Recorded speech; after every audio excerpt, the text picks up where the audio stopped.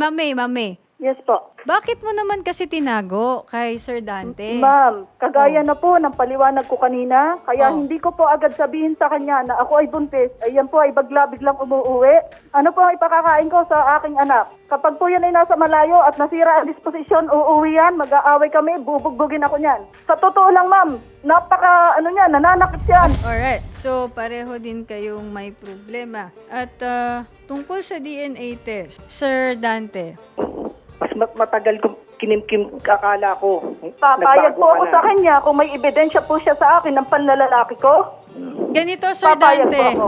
alam mo, ganito pasensya ka na, diretsahan tayo. Gusto mong magpa-DNA test para magkaroon ka ng mabigat na ebidensyang nanlalalaki si May at kami ang gagamitin mo para makakuha ka ng Hindi po, ebidensya. madam. Yes po, Unfair totoo naman yan. ata yun. Alam mo, Ma'am, kahit hindi sa po korte, totoo bawal yun. yun fishing Opo, expedition yun, sir. Hindi po yun ang... Parang kami yung naabuso Gusto ko dito, po talagang mapakawala ng sarili ko dahil depressed po ako dahil alam po sa ginawa niya sa akin. Sa negosyo namin. Wala huwap. Halos iniwan po kami niya ng... Sana naman po, unawaan niyo.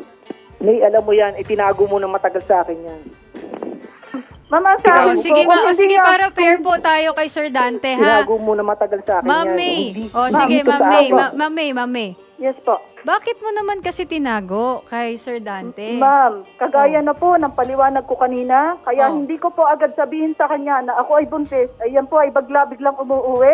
Ano po ang ipakakain ko sa aking anak? Kapag po yan ay nasa malayo at nasira ang disposisyon, uuwi yan, mag-aaway kami, bubugbugin ako niyan. Sa totoo lang, ma'am, nananakit yan. Sige, ganito, Ma'am May, kalma. So, buntis ka nun. Balikan mo yung panahon na yun, buntis ka. Bakit, buntis ka? Bakit mo naisip? Ano yung talagang pumasok sa isip mo? Wag ko na lang kaya sabihin. Yun yung Ma'am, gusto mo. ang Bakit? sa akin, ma'am, hindi yan, ma'am eh. Pag uwi niya, ako sasabihin. Kasi alam ko po at kilala ko po ang ugali niyan. Pag-uwi Asawa ko niya. po yan eh. Pag uwi niya, so what do you mean pag uwi po. niya? Hindi kayo nagsasama sa Hindi isang po, bahay? bali ma'am, Hindi? tumagal po siya ng 1 buwan po doon. 1 buwan lang naman po. Saan? Ay, Saan? ayaw ko na, sa Bataan po yon. Sa Bataan, Ayaw, ikaw nasa opo. Rojas. Hindi po, nasa Butong po ako. Kasama ko po ang nanay at mga kapatid niya. Oh, nanay at mga kapatid niya pala ang kasama mo. Ba't kanya pagdududahan? Kasi nga, hindi ko po alam yan kasi nga po nabuntis ako noong time na yon. Pero kailan kayo pero, ma'am, pero kailan ginamit- kayo huling nagsiping? Sabi mo kasi... Huling nagsiping ma'am kami bago yan umalis.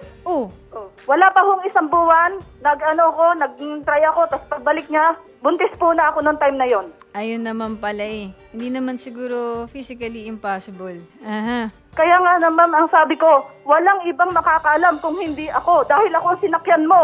Uy,